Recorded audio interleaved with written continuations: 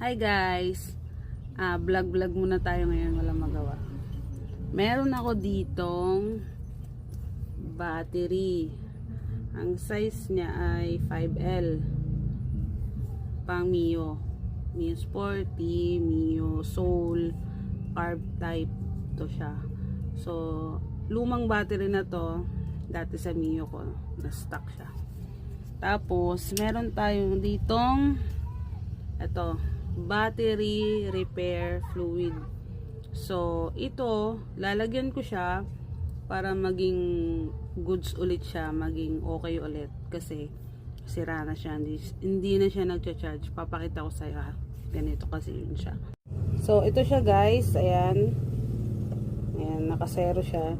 So, ito yung battery. Itetest natin kung may charge siya. Ayan. Ito sa red. Ito sa black. Ayan.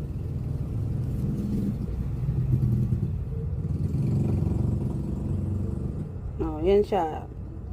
Yan, naglalaro siya sa 11.40, 39 yan. So, dapat di ganyan. Dapat ang talagang totoong ng battery ay 12 or 13. Yun yung totoong charge talaga ng battery. So, wala. Drain na siya. Sobrang wala na siya. Sira na. So, yun guys. So, ito na yung battery guys. So, lalagyan na natin siya nito. Yan. Yan, lalagyan na natin siya ng fluid. Tapos, gagamit pala kayo ng syringe para makuha nyo siya. Yan, ganyan. Yan, para makuha nyo. Tapos, lalagay nyo dito.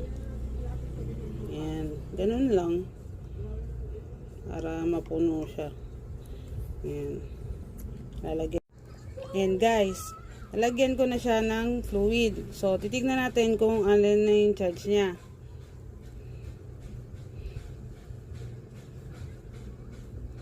Yan, 9.8.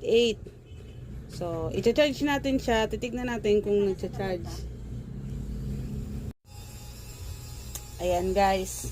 So, sinarge ko muna siya kasi syempre drain na drain as in walang laman.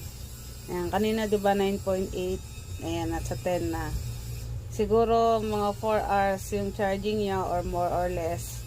So, pag na siya, 12 or 13, so, pwede na, full charge na yun. Pwede na siyang gamitin. Yun lang, guys. Kaya kung may mga lumang battery kayo, huwag nyo agad dito tapon kasi pwede pa yan. Ride safe. Thank you.